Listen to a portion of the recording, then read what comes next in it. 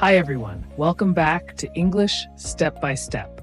Today, we're diving into an essential skill for IGCSE First Language English, evaluating explicit and implicit ideas.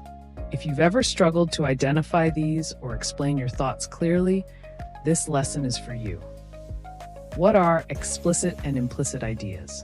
First, let's define these terms. Explicit ideas are directly stated in the text, so they're clear and easy to find.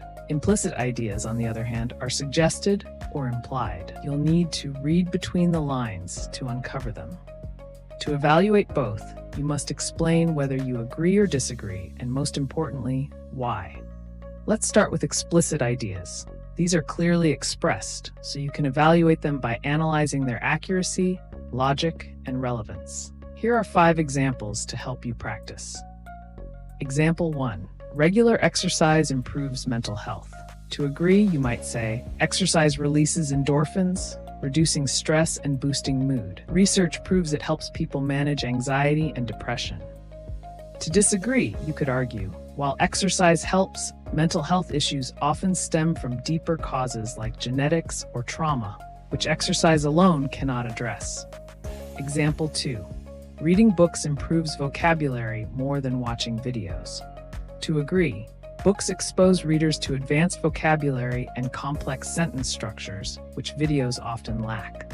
To disagree, watching videos, especially educational ones, can also improve vocabulary through contextual learning.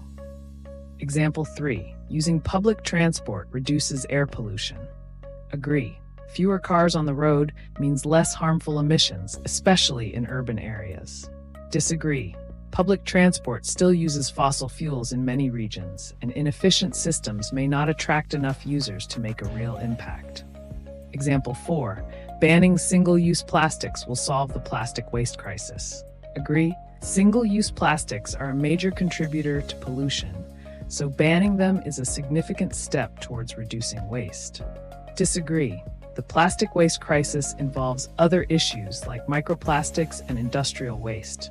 Alternatives like paper bags also have environmental drawbacks. Example 5. Technology makes students more independent learners. Agree. With access to online resources, students can research topics and learn at their own pace. Disagree. Over-reliance on technology can discourage critical thinking and lead to copying answers without understanding. Now let's move to implicit ideas. These are not directly stated, but are implied or suggested in the text. To evaluate them, you need to uncover the hidden assumptions and analyze whether they're logical or realistic. Here are 5 examples to illustrate this. Example 1.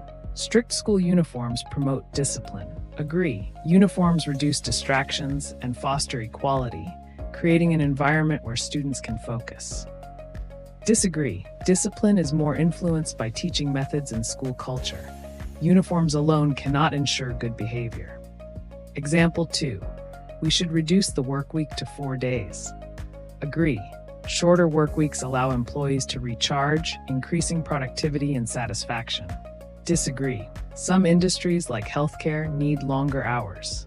Additionally, shorter weeks may lead to work piling up, causing stress. Example 3. Parents should monitor their children's internet use closely. Agree. Monitoring can prevent children from encountering harmful content or cyberbullying. Disagree. Over-monitoring can harm trust and prevent children from learning to navigate the internet responsibly. Example 4. Organic food is healthier than conventional food. Agree. Organic food is free from synthetic pesticides, which might make it a safer and healthier choice. Disagree. Nutritional differences are minimal, and organic food is often too expensive for most families. Example 5. Replacing petrol cars with electric cars will end traffic pollution. Agree. Electric vehicles produce no tailpipe emissions and are much cleaner, especially if powered by renewable energy. Disagree. EV production and battery disposal also harm the environment. If electricity comes from non-renewable sources, pollution remains an issue. Explicit ideas are directly stated, and you evaluate them based on their accuracy and logic. Implicit ideas require you to think critically about what's suggested or assumed in the text. When evaluating, always support your opinions with evidence or examples and explain why you agree or disagree. And that's how you evaluate explicit and implicit ideas. If you found this lesson helpful, please like, subscribe, and share it with your friends. Thanks for watching English Step by Step, and I'll see you next time.